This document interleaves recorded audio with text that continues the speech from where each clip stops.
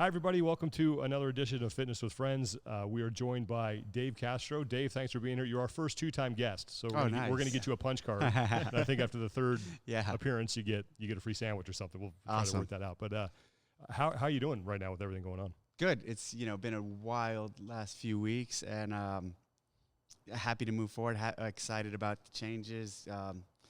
Regardless of which direction everything goes, I'm in this for the long haul. I'm in this with CrossFit. If I stayed as CEO and was in that route, I was going to run with it and make the best of it. But now that it's going through this sale and we have a new CEO and owner, I'm going to run with that and make the best of it. Very optimistic. I'd be optimistic either direction it went. Yeah. So I'm excited. It's been a wild few weeks. So I mean, ups and downs, and just like it's been a journey. That's for sure.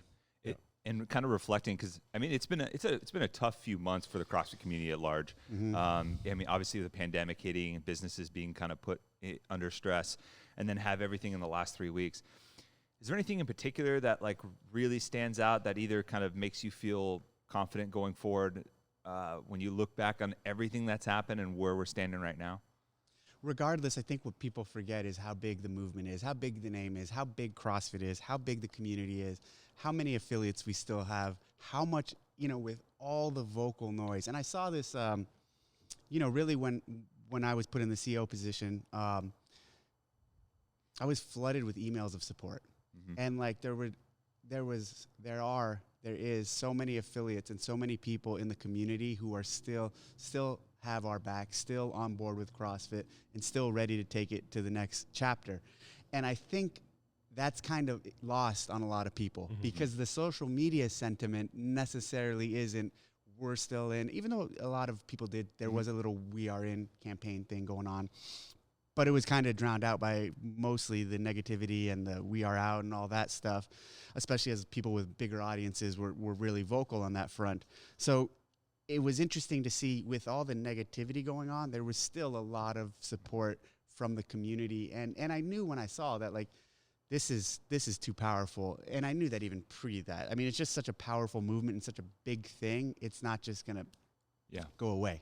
Yeah. And so it was refreshing to see that and interesting to note. But on the same hand, like the social media noise is powerful, and it's easy to just hear that, just see that, just feel that. Yeah. Do you and kind of a follow up to that, because there was some negativity on social media, but I'm curious how do you just simply view that as negativity, or some of the sense that I got was that there may be people saying I'm out or we're not going to stick with this right now. It's always felt to me, at least in talking with people, that it wasn't just like we're anti-CrossFit. It's more we're anti-a-piece here, and we're more than willing to come back if that's the case. Did you see it that way? And did you see it as having any sort of do you see those people that said they would affiliate the Interestingly, here's what I see in all that. It's an interesting dynamic. Well, one, everyone was tying Greg to CrossFit. And they couldn't separate that he's an individual, even though, he built this program. And so they demanded he step down. He stepped down and put me in place. Then everybody, that wasn't enough. I'm just a puppet, everyone was saying. Then it was, now he needs to give up ownership. And so, or he needs to sell. So he's in the process of selling. And so what's interesting about all of it, and a lot of that was, instead of built around, here's why I say it was negative. Instead of building those arguments around, hey, CrossFit is great, CrossFit is good, CrossFit has changed a lot of people's lives. We're in this. We're gonna make CrossFit better, regardless of one man's actions. But that's what it was. It wasn't that. It's like, okay, well, he did this, so we're gonna turn our back on CrossFit. He did this, so we're gonna boycott the games. He did this, so he won't sell. He stepped down. Now he won't sell, so now we're gonna leave until he sells. Where does that end? That's what's interesting in all of this. Did we just set a precedent for, okay, man, what are they going to be unhappy with the programming because there's cuts after the sprint? Dave needs to go. Well, we got Greg out. We got Greg to sell.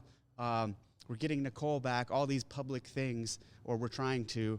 When does that end? Are we just conditioning the community to whenever they get loud and vocal that, or whenever are we going to be forced in this environment where we have to make decisions just based off of the vocal social media actions?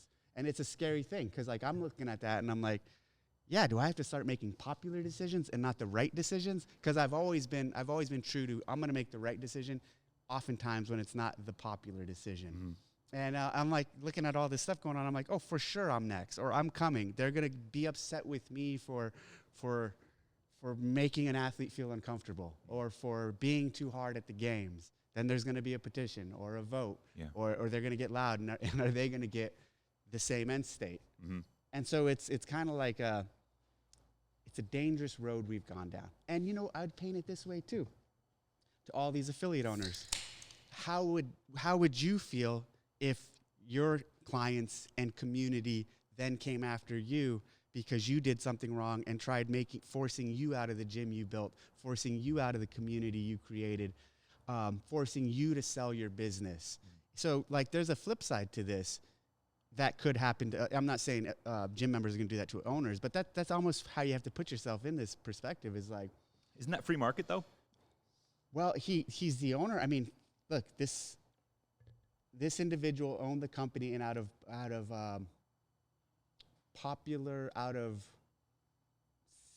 common sentiment was kind of forced to sell it. I don't know if that is, wouldn't call that free market. I'd say that was a very disgruntled marketplace, but I think he was forced into decisions that he should have came to on his own whenever he was ready. And in this one, he did get to a point where he was ready to do it. Yeah. But it's just sad to see it go down like this because what I think is sad is like, what about look what he's built, look what he's done, and so it's interesting. Yeah. Along those lines, though, and you mentioned the people being upset and you being afraid to maybe make the right decision versus a popular decision.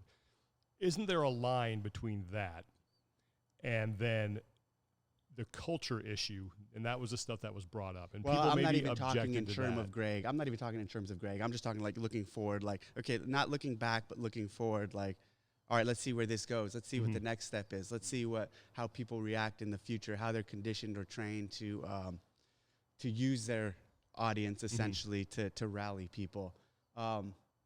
That's what I mean. I see. I'm not I get it. You know, I get the frustration and being upset, and I get vocalizing it. But then taking it to this place of driving. Yeah, it's tough to watch. It was tough to see. It was tough to watch happen. It's an interesting world, interesting dynamic. That it's an eye opener. Yeah, you know, it definitely is an eye opener. So what do you think then about the people who it seems like their biggest problems were, and this is after the New York Times article came out, and even before that when some of the other allegations were made, that there was a culture issue that with the company that started at the top that needed to change, and that was kind of where they drew the line.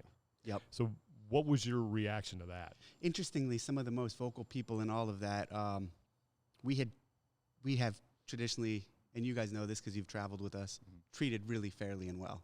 And a lot of the culture issue wasn't people, I believe, especially a lot of the people who were vocal, I don't want to say were shielded from it, but weren't even exposed to some of that. And, you know, like here's the other thing that's missed in all of this. We're a virtual company, and we have been for a long time. And the culture in the office that was created, that's on you guys. And what I mean by that is like, Greg, you guys know this. Greg never went into the fucking office. Yeah. And so any of this culture that they're talking about on the office, that's your fault. That's your fault. That's the rest of the people in there. And we let you guys, and I don't mean that as like, you guys directed the culture of that office. I never went in the office because I didn't live there. So I didn't live in the office. Greg never went in the office because he hardly ever lived there. So it's this really interesting, like, there's a lot more layers than was just painted by that article. Yeah. And it was very vague, or by that article or any other thing. A lot of other things people don't realize about us is, for the most part, yeah, we're virtual, and Greg doesn't, like, he's not in the office every day. He's not working with the team every day. We're not this company that rallies and meets up as much as, and I think that's wrong. I think we should have. I think we should have been closer. I think we should have worked more together. Were we perfect? No. But I felt like people just took the worst of it, or took the worst of the opportunity and forgot about all the good we did. Think about it's hard to talk about the good. Nobody wants to hear about the good. Everybody just wants to talk about the negative. Everybody just wants to focus on the bad. But think of... we talked about some of the good stuff. Like that was kind of one of the delineations that we tried to make, is that there was a clear line in terms of, like, if you walked into the office, like, the office culture was pretty awesome. Like, it was pretty fantastic. But there were some pockets there, and that those pockets had some issues, and the pockets would bleed out occasionally. Mm-hmm. And I think that was a little bit what was missed in the mainstream media of it, versus, being able to delineate where those silos existed. Yep. And I will say that's something that we've tried to talk about a little bit, but not to say that we are perfect at the office, because, obviously we had some things that we could have improved on too, but well, not to say any office is perfect, not to say any cohort of people is perfect, not to say any individual is perfect. And that's the hard thing in all of this too, is like, people are acting, even people attacking are acting like they're perfect, or putting out an image as if, like, everyone's made mistakes. I've made mistakes. Everybody's done something wrong, and it's like, that's human nature.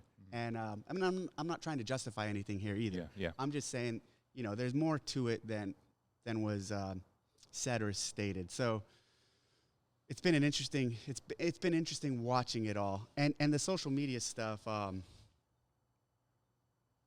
try not to look at, but you see, it comes your way, and the article, it's hard to ignore. The articles, same thing. I try not to look at, but they're there. They're behind the scenes or in your face. Someone's forwarding it to you. But did you feel like there was, given everything that's came out, that change was necessary in order for the company to be able to get to the place that they are now, and to be able to move forward at least into a new era where maybe that almost evolve, maybe, I guess, is the best way I can think of it?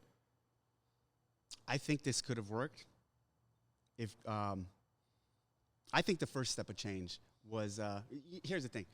I think the first step of change being him putting me in as CEO was, I believe, enough in my eyes. I think I would have made, and I was making big change, and it could have continued. But then the narrative quickly changed to, well, he still owns it, and then they demand. And I thought at that point, it's just like, all right, now people are just really like starting to thump and pile on. And the thing with me being in there, all the things I did in the first week are things he would have never done or allowed to have happened the first couple weeks. And it was just kind of, I was telling people that I talked to, especially affiliate owners, just wait and see the changes and see that it's different. And again, on that note, even in all of that, we still had, even with that stage of change, we still had a lot of support. Mm-hmm. And we still had, there were a lot of people that were not just, it was interesting. I talked to one of these agents, and he was telling me how every affiliate this, all the athletes this, every community member this. And I actually told him, I said, you need to stop talking like that, because it's not all, it's not every, it's not them in totality. You can say many, you can say a lot of them, you can say most, but don't talk to me in absolutes, because you're misrepresenting the truth. And that's what's happened. A lot of people talked and formed their opinions as absolutes. Like, this is the feeling of the entire community. And frankly, that was just wrong. And I'm not going to quantify it because I don't know the exact number, but it could have been the feeling of a lot. It could have been the feeling of most. It could have been the feeling of many, but it wasn't the feeling of everyone. There's still people, and again, I'm not trying to justify anything. All I'm doing is trying to paint the reality of the picture. Yeah.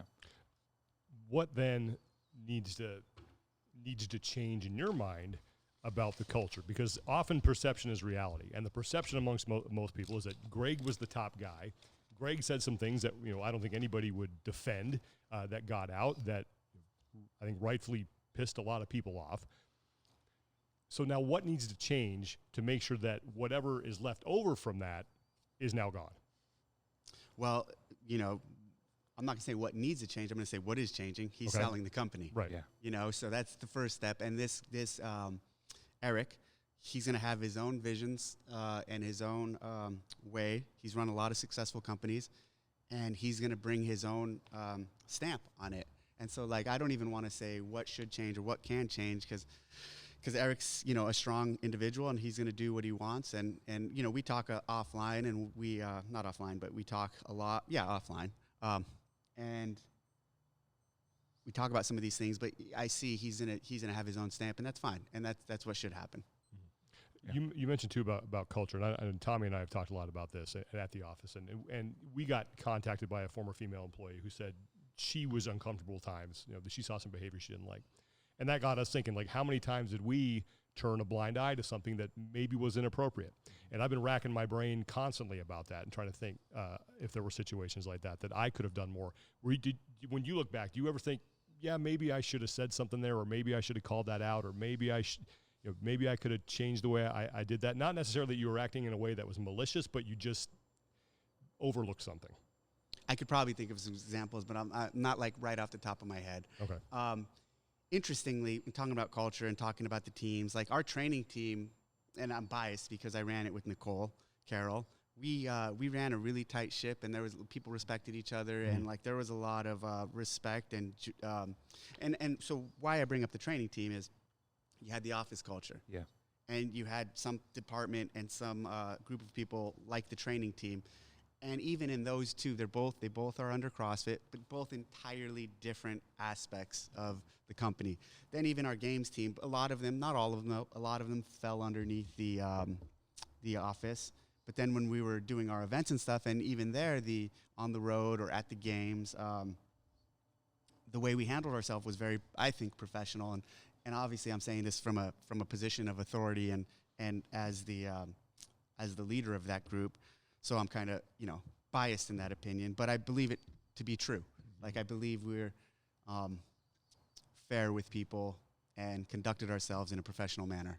And that's the thing about HQ too, to go back to that. There was just a lot of little different groups, right, especially because we are so virtual. There's pockets of culture. You know, even within the office, the IT team is very different than you guys. Mm-hmm. They had their little room in the back, and so within the office, there were people who acted entirely different, had different culture and community. So to just blanket it, that's what I thought was kind of unfair. Okay. Yeah.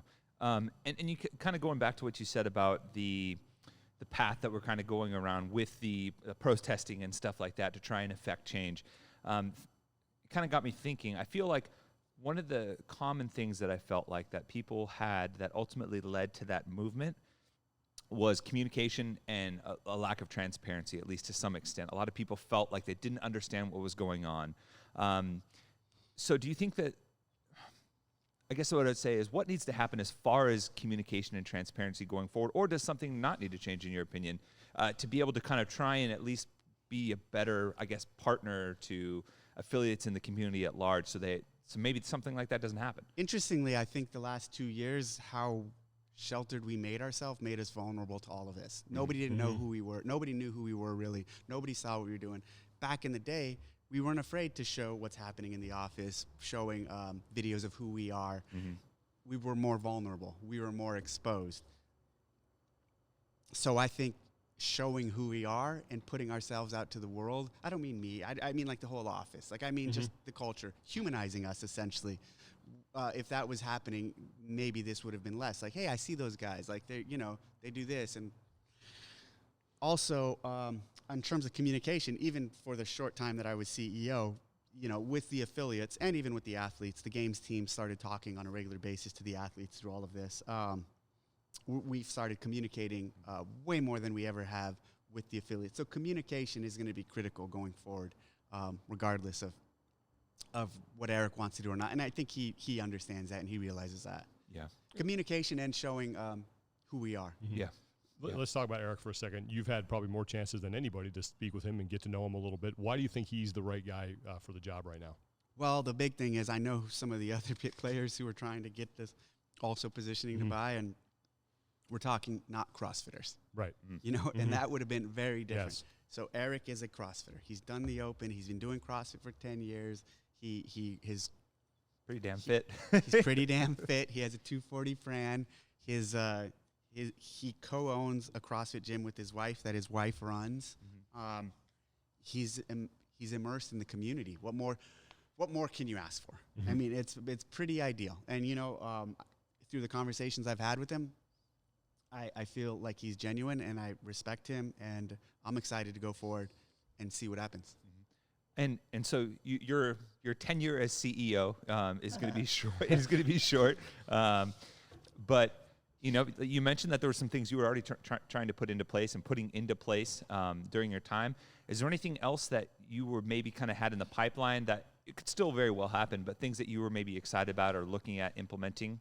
The big thing would be, well, there's one more thing happening. We're going to launch it. It's a community program where we're going into some communities where youth and young adults otherwise wouldn't have opportunity to be exposed to something like the level 1. And we're basically going to conduct free level 1s in areas to give youth and young adults a chance to give them a trade and to give them a profession to go on in life.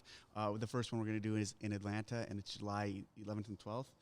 And I talked to Eric about it, and I was like, hey, this is something we still like to launch it, and he was good with it. So Monday or Tuesday, we'll be announcing this and launching the program. And our team, a lot of people behind the scenes, put a lot of work into it to put it into place. And I'm a big fan of, like, let's not talk, let's do. And, like, that's what we're doing. Like, we don't have to talk about, we're going to start changing, and we're going to start doing things, and we're going to start making positive change. And that's what this is about. Yeah. What is your role now with the company, or what will your role be once the in this CEO moniker is off? Position, I guess I'm still the temporary CEO. Yeah. Games, yeah. So it's looking like, and you know, I'm gonna anoint myself this, but it might not be true. But also, I'm gonna help Eric and advise him. And like I told him in one of our first conversations, like, hey, I'm not gonna be pigeonholed just into the games, because I have a lot of good experience and insight with the whole community. And I have a lot of good ideas, so I think he understands that and respects that too. Okay. What about Nicole Carroll? I mean, there's been petitions for her to come back. I think I would say from a personal perception, when she left, it felt like, okay, she's taking a stand here, obviously, but it would be hard for me to ever see her not coming back if proper change was made. Yep. Is that something that's potentially in the works? You kind of touched on it earlier. Yeah. I think it's. I don't want to talk too much about it, but yeah. For sure. Okay. Cool. Let's something to be optimistic about. Yeah. Let's talk about the games this year. Yep. They continue to get pushed back. We're now in September. Why not just cancel and then focus on 2021? I feel like canceling would be giving up. I feel like canceling would be quitting, and I don't like to quit, and I don't like to give up. And I think we'll try and fight and try to make this happen for all the athletes, and try to conduct this year. I don't want to let it slip. I don't want to let what's happened in our nation, in our world, in our society, even with COVID, I'm talking COVID specifically, dictate that we can't do it. And so we're going to keep pushing and fighting and try to pull this off. And it might not happen, but we're going to try really hard. Well, let's assume it does. How then do you make sure that everyone is as safe as they possibly can be? And I get the events are a whole separate thing, but when it comes to so our medical team and Justin and all those guys, they're talking about plans, and they have a complete comprehensive COVID plan to deal with all of those things, to include, like, basically when they get to the hotel, that's going to be like the clean area, and we're going to transport them from here to there. Everyone will get tested everyone will get tested before they're exposed to everyone else. And then we'll have social distancing guidelines and things in place here. And I think there's actually multiple tests being planned, but it's not being ignored. Right. Like, it's being thought of very by some really smart people, and it's being addressed. And it's not going to be something that's overlooked. Yeah. And so the recent news came out that September is now do you feel like, why did you feel like early on that it seemed like it was paramount to happen in August, when I think we kind of talked about it. It felt like maybe we should have just delayed to September right off the get-go to give more time? Or you look back even at that time, and it looked like everything was starting to open up. Yeah. And even Gavin Newsom said, hey, I think we could have sport. I think he said we could have sports by August or end of July at that time. Yeah. So, like, all indications were like, hey, society's reopening. And so it felt safe to do. Okay. Obviously, that's not the case 5-6 weeks later. Exactly. You know? Especially for international athletes that can't travel. That's one of the big reasons, because the international athletes can't travel. And what about the boycott athletes? Is the option for them to come back still yeah, open? They can come back, but they have they're going to have there's going to be a point where they have to say they're completely out, because the next people in line need to have time. They need to respect the next athlete in line. Yeah. And they need to be able to have the opportunity to start focusing on and training for the games. Mm-hmm. So if Matt Frazier, let's say he wants to boycott the games. Well, like in the next few days or week, he has to let us know, and it has to be official so we can let someone else take his spot and start training and start prepping for the games. Yeah. It's only fair to the athletes in line. And if all 30 on each side, and that's not going to happen, were to boycott, well, we just slide down. 30 more from down the list. And you know what? They're all really fit, and they're all really tough competitors, and they're all deserving of the opportunity if they chose to go. Are you going to have cuts this year? So on a call with the athletes, I told them there's going to be no cuts because I really want them to feel the entirety of the weekend of the pain. So it's more for your enjoyment rather than theirs, right? So I don't want them to miss out on anything. Yeah. I'm leaning towards no, but I'm still not done programming. I'm still tweaking things, so we'll see where it shakes out. How much of these games is going to be and sort of an homage to what's gone on here in the past? Because there's so many good events that you could bring back, do again, adjust for the take into account the capabilities of today's athletes. I mean, the hopper's 10 feet right, away. Exactly. You know? Well, I'm talking to you guys, and I'm looking up there. I'm thinking about like some of the things, and I'm thinking about what's going to happen, and I'm looking, and this is like I'm inspired. Even talking to you guys, I'm inspired. Talking about this, I'm inspired. Looking at the hill, I'm inspired. I can't answer that question. Yeah, I figured you would. I was just thought I might get a little nugget, but yeah. You have been reluctant to criticize or voice your opinion about the current season in its current state, its format that we have now. First, has that changed? And if it has, how would you like to see things change to where they were more acceptable to you? I'm not a fan of the current. Mm-hmm. And going forward, I think we'd clean it up and make it more relatable, understandable, clean for fans, clean for athletes. I mean, how many different ways, not to this event, but to the Madison Games of last year and that would have been this year, how many different ways could an athlete get to the games? Yeah. Too many. Mm-hmm. It's too many. And then you have people just getting spots because they're vocal and Instagram celebrities. And that's not how it should be. We're testing to find the fittest man and woman alive, and we should we test work capacity across broad time and modal domains, and we should select people by the best work capacity across broad time and modal domains. And it should be really hard, and it should be really exclusive. And you got to understand my background and my nature to know why I would go there. I mean, out of high school, went into a community and a program that was really hard, and only the best in the world were allowed to make it through. So by who I am, by how I'm bred, I want the best to be there. I don't want, it's not a participatory thing for me. Mm-hmm. So, and sometimes I get overruled. Sometimes we all do. Yeah. But I think a lot of people can resonate with that, with a kind of a shift back more towards a merit-based thing. Do you feel like there are any elements from, I guess, the current system right now, whether it's national champions or sanctioned events and things like that, that you feel you can kind of mold into? Sure. Yeah. Or absolutely. Yeah. But we have to sit down and discuss those things and look at that. But some sort of hybrid, something in the middle, yeah, absolutely. I'm not at all going to say that the sanctionals didn't work or weren't a bad idea, because I think there was a lot of good from them. But there's something in the middle. Yeah. I want to pitch a national champions cup.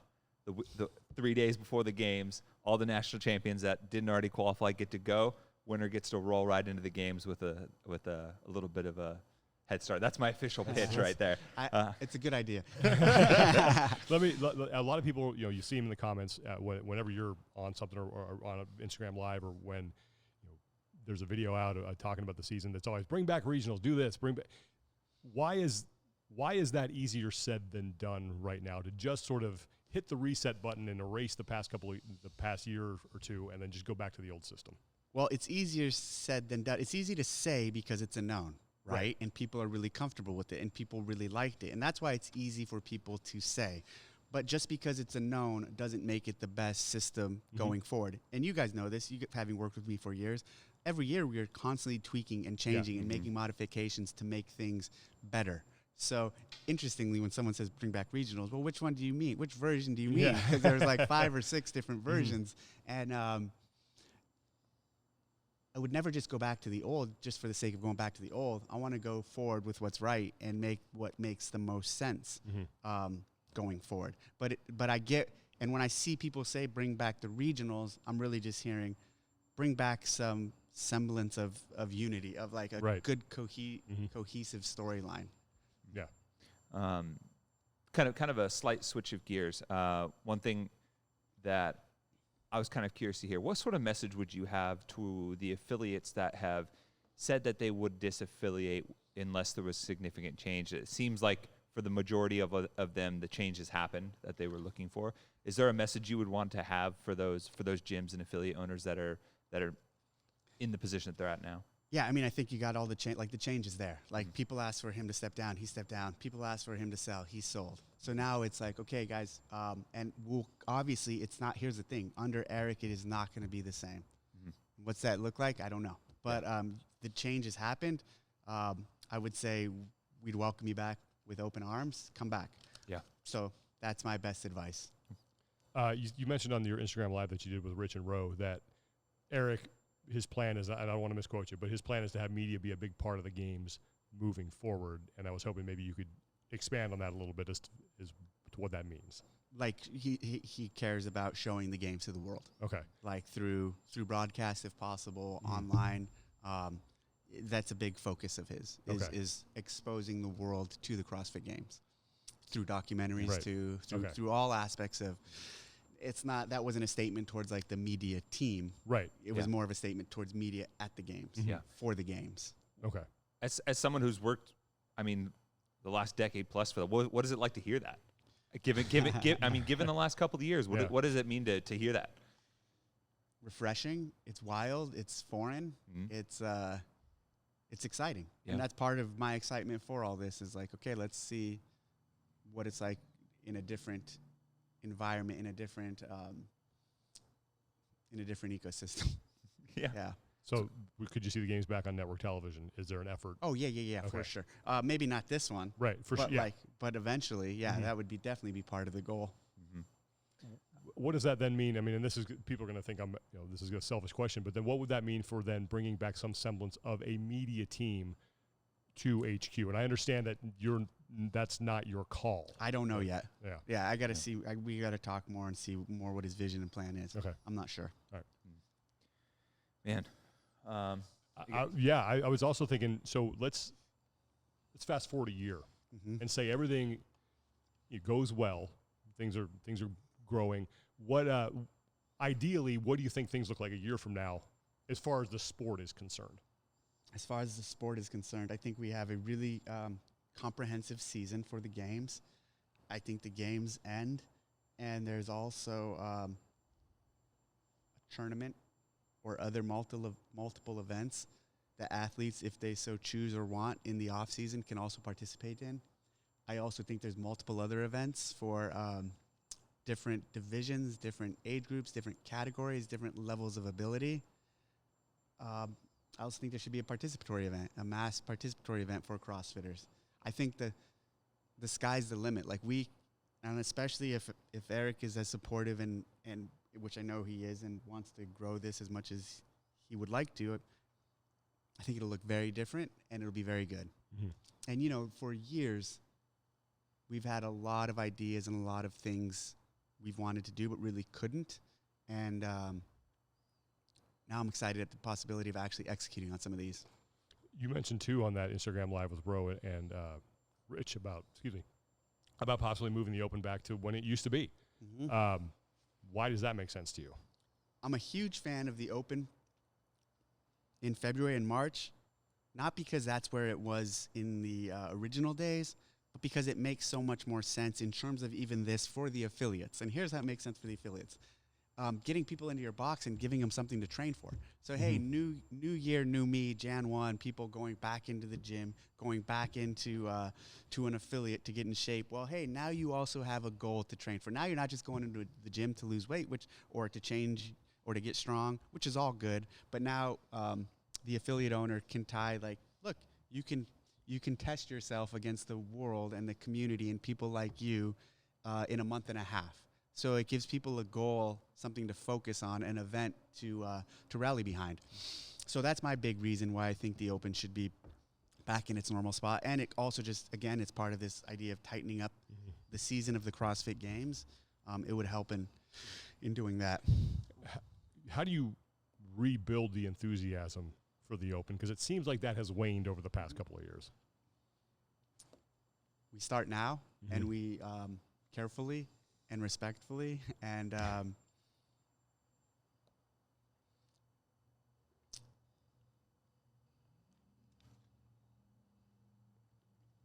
and with the right tone, and with the right,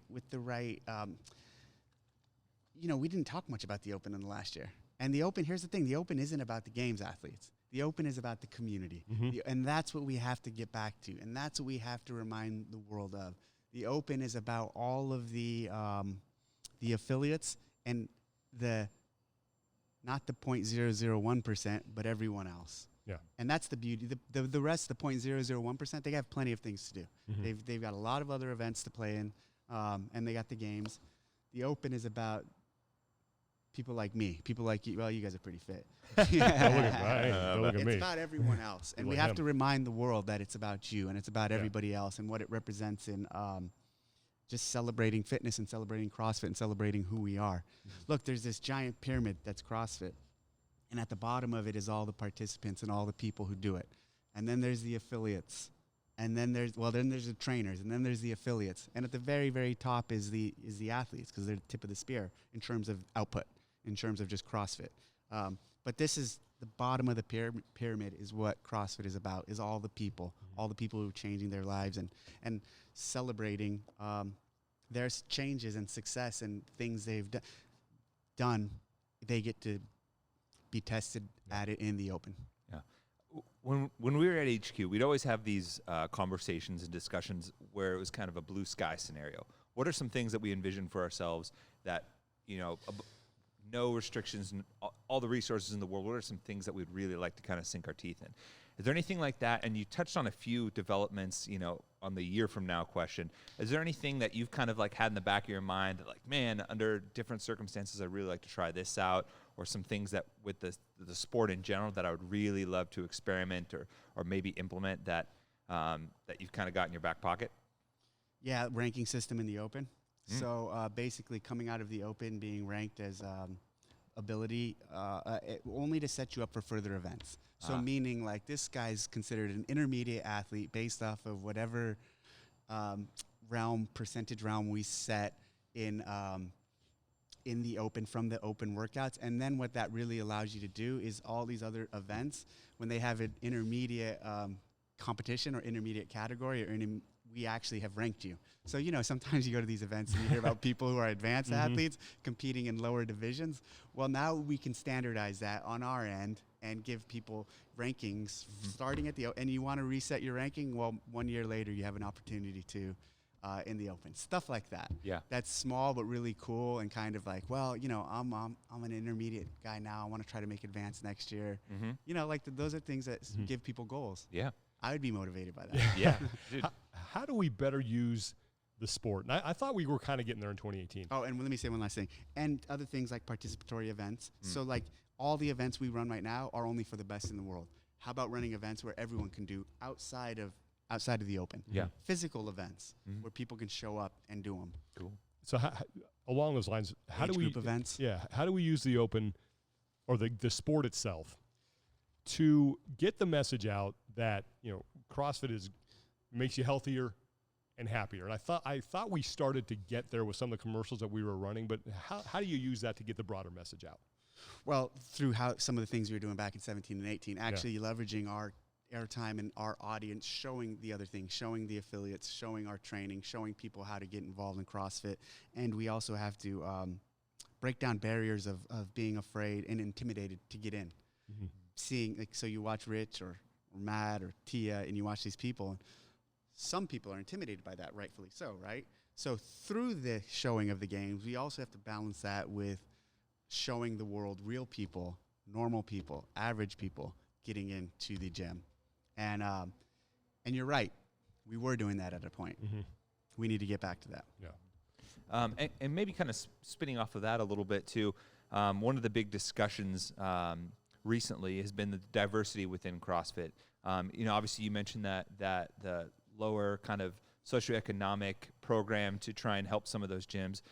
Internally through CrossFit, do you see any other opportunities to, and I've heard this question a lot, maybe either highlight or elevate qualified persons of color to, I don't know, better act as a forward-facing person to introduce diversity, at least for people that are looking into CrossFit? Interestingly, on that point, I was so surprised and frankly disappointed that nobody mentioned or pointed out that the new CEO was Mexican-American.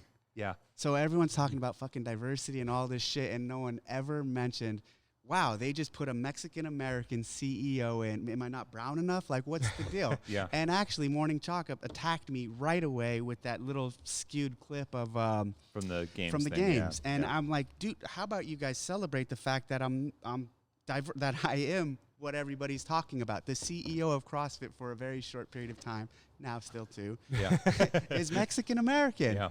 And a lot of things people are talking about experiencing and having gone through. This has all been really frustrating to me, and I haven't talked a lot about it, especially I won't on social media. But like in almost every environment or group I've been the severe minority. In the SEAL teams, there's not a lot of Mexicans, and there's a lot of white people. In CrossFit, when I first got in, same thing. And you know what? I haven't let that hold me back, and it hasn't held me back. And for no one to ever acknowledge it when I was in that position, I mean, I was on some calls with some affiliates, and they're talking about there needs to be more diversity, and they even say, someone said in their presentation, to include black, brown, and I'm like, and in all of this, amongst the leadership of CrossFit, you're not acknowledging, well, hey, look, this is a great first step. There's a brown individual who has this position. Yeah. I was really hurt by the community on that. And I'll be honest, like, I was really surprised that no one was essentially celebrating that. Because I think it is a point of like, look, talking about diversity and inclusion, and but I guess I'm not brown enough, or I don't know what it was, or I'm too like much of a figure, like I don't count. And all of that to me is I can't reconcile, like, why don't I count? Why am I not? I've experienced racism growing up, and I've experienced a lot of the challenges people have, and it's impossible to not, especially in California, like in and so I was disappointed by that. I was really hurt, and I believe we're one of the most inclusive communities, and we always have been in the world. We have gyms all across the world, and we have gyms of people of every color, people of every religious preference, people of every sexual orientation, and we don't judge people by that stuff. We don't judge people by the color of their skin or by how they think. We let everyone in, and so for all this argument to happen, for me, it was like, well, it's not an accurate representation of who CrossFit is. And CrossFit, again, isn't one person. CrossFit's 15,000 different gyms, and every one of them looks different. Yeah. And that's a beautiful thing. And there's millions of people doing it, and every one of them looks and acts different, and they don't, none of them fall into a mold. Yeah. Now, is there a lot more people that look like Sean that do it than people that look like you or I? Mm-hmm. Probably, but that's just how it's played out. It's not by design, or it's not by anything we've done to force it into that that mold. But there's plenty of people, and another thing that frustrated me when we posted that picture of the event here, and people were like, "Oh, look at all those white people." It was like an 80%, 90% Mexican group. Yeah, and it was from Salinas, is hyperactive, exactly.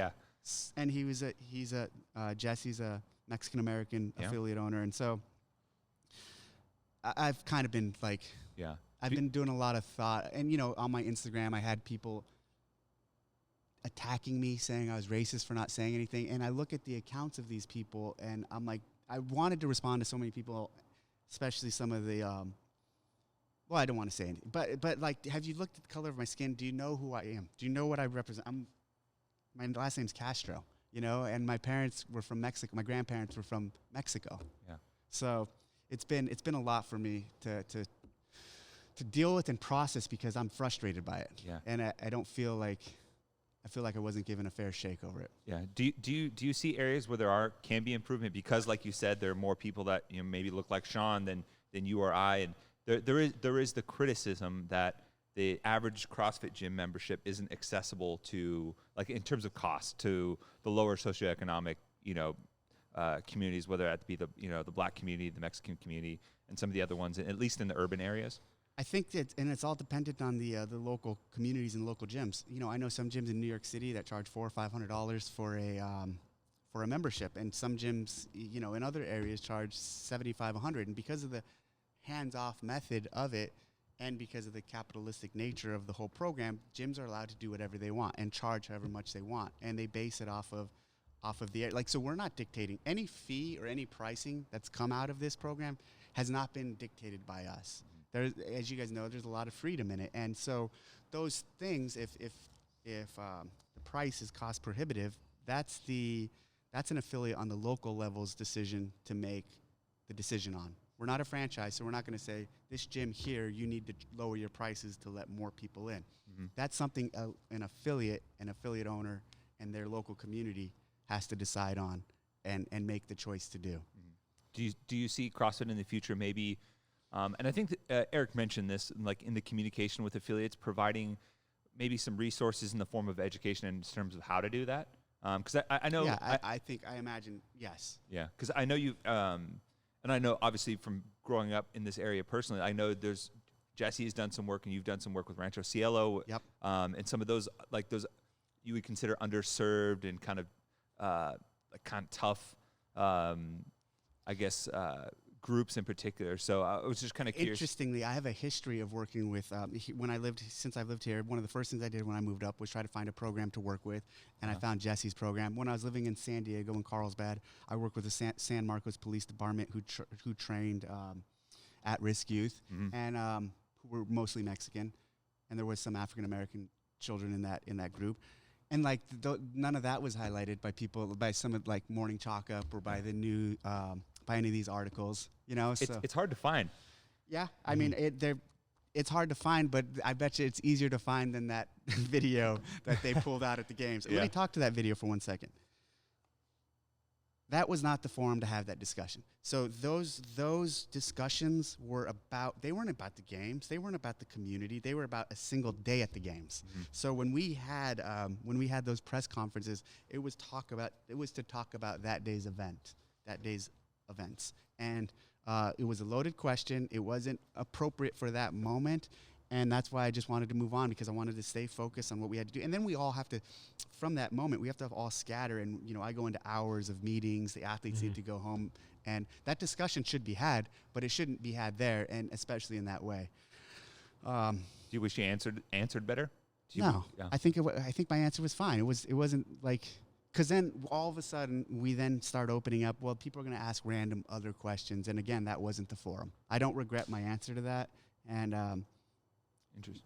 I think it was again, so this is one of those things. It's like, it was the right decision, but not necessarily the popular decision. And and I stick with, it was the right decision, because I go into those, and we'll make it clearer next time. I don't think we're going to do that same format here, obviously. But the point of those press conferences is to talk about the day's events. Yeah. Yeah. I was standing. I don't even know who asked it. Yeah, I don't remember either, but I remember being at that press conference and hearing it, and I'll back you in this, kind of turning and being like, really, this is like really kind of out of left field. And I think you can hear someone in the crowd go, next. Yeah. Like just because it felt out of place, and it was bait. It was to try to capture me to say something. And I didn't say anything about it, and it still got used against me. Yeah. So let me ask you about the perception, because I think people, they look at the games, which is the most forward-facing thing that CrossFit has, so it gets the most exposure, and they don't see a ton of diversity there. So how does that, like, what do you have to do to change that? And does that start with just getting a more diverse group into more affiliates? Is that the simple solution? I don't think there's a simple answer to that or a simple solution. Again, we're to get into the Open, it's $20, and you have to have access to some equipment, obviously, but it's very open to the world. The people who have thrived and succeeded, it's not like we steered it in a certain direction or targeted any individual group. It's just how it's panned out. It's very egalitarian. Yeah, and so it's I don't have the short answer for that, and I don't want to like, to be honest, I don't want to fake anything either, and I don't want to create something to compromise what the test is and how beautiful and inclusive and true the test is.